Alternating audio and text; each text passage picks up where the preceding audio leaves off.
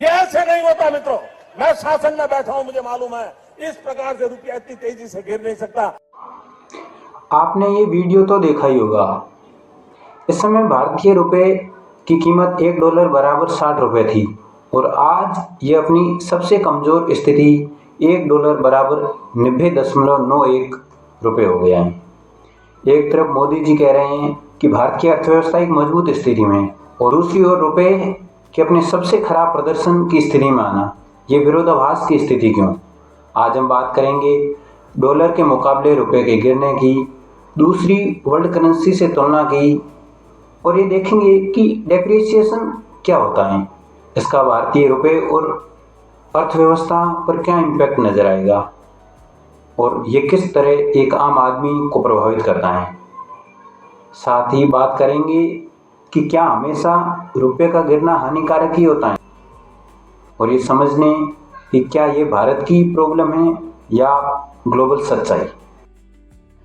वर्ष 2014 के मुकाबले आज भारतीय रुपया $1 बराबर 90.91 की अपनी सबसे कमज़ोर स्थिति में चला गया है।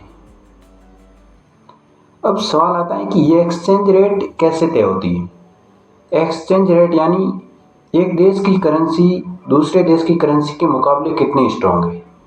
ये कई कारकों पर निर्भर करती है।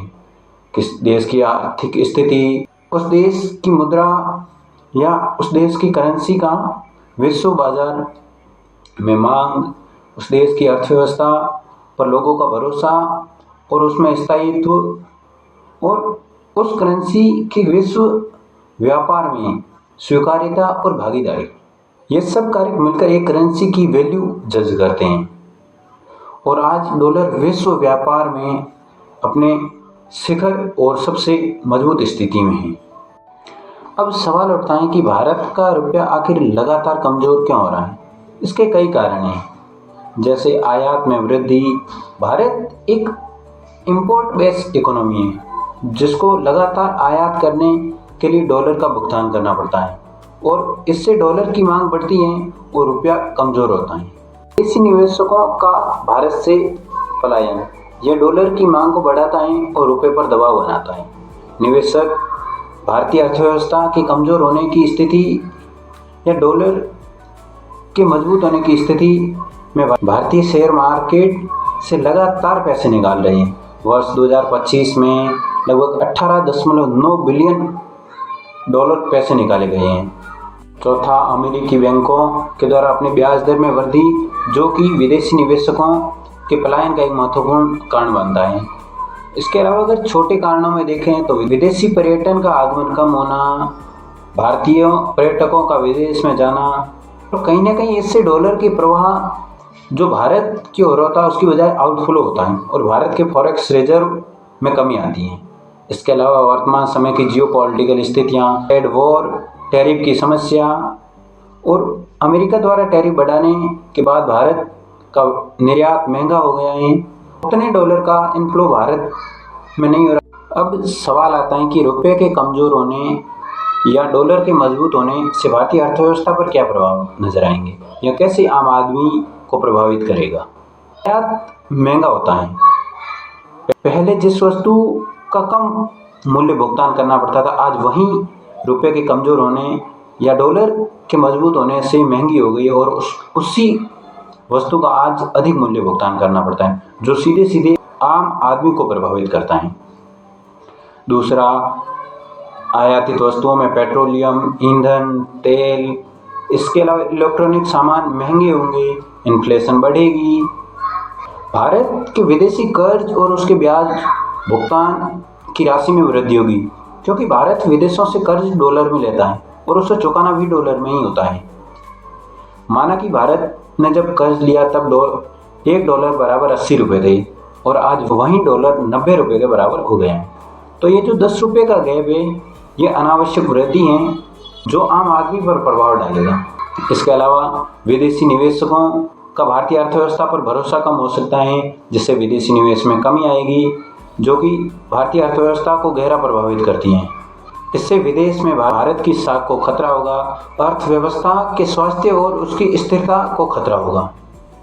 अब सवाल आता है कि रुपये का कमज़ोर होना क्या हमेशा के लिए हानिकारक होता है?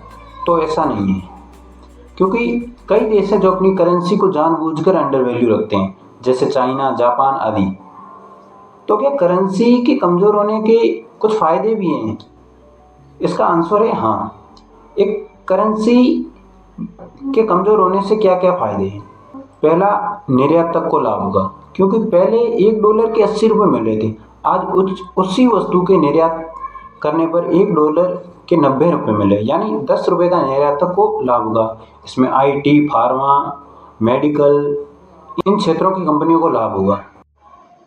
विदेशी निवेश में वृद्धि होगी, रेमिटेंस अधिक मिलेगा, क्योंकि जो NRIs विदेश से भारत को पैसा भेजते हैं उन्हें उसी डॉलर के भुगतान पर अधिक रुपए मिलेंगे। माना पहले वो पर मंथ 1000 USD भेजते थे तो उन्हें 80,000 रुपये मिलते थे।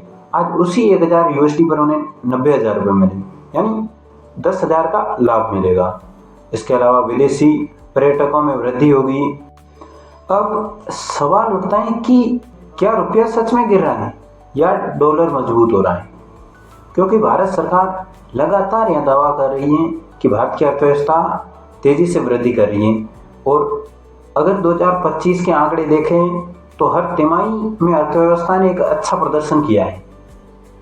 हालांकि सच्चाई ये भी है कि आज भारत का रुपया 90.91 के रिकॉर्ड निचले स्तर पर पहुंच चुका है, जो यह दर्शाता है कि रुपया कमज़ोर हुआ है। लेकिन सच्चाई ये भी है कि डॉलर मजबूत हुआ है। विश्व बाजार में डॉलर की मांग बढ़ने से डॉलर के मूल्य में वृद्धि हुई है। ये केवल भारतीय रुपये ही नहीं, अन्य विदेशी करेंसियों जैसे यूरो, पाउंड, येन, इनकी तुलना में भी डॉलर मजबूत हुआ है। अब सवाल आता है कि रुपया डॉलर के मुकाबले क्यों देखा जाता है? आज डॉलर विश्व की सबसे मजबूत और भरोसेमंद करेंसी है। वर्ल्ड ट्रेड डॉलर में होता है। महत्वपूर्ण व्यापार जैसे तेल, ईंधन, डिफेंस, इलेक्ट्रॉनिक आदि डॉलर में होता है।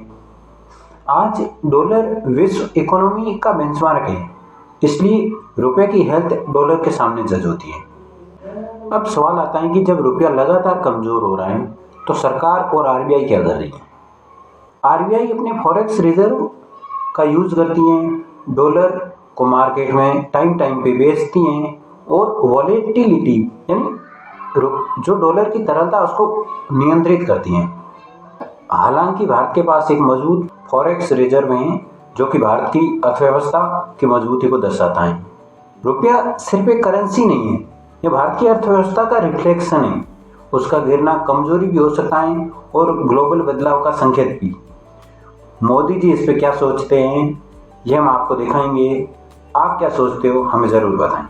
जिस प्रकार से डॉलर मजबूत होता जा रहा है, रुपया कमजोर होता जा रहा है,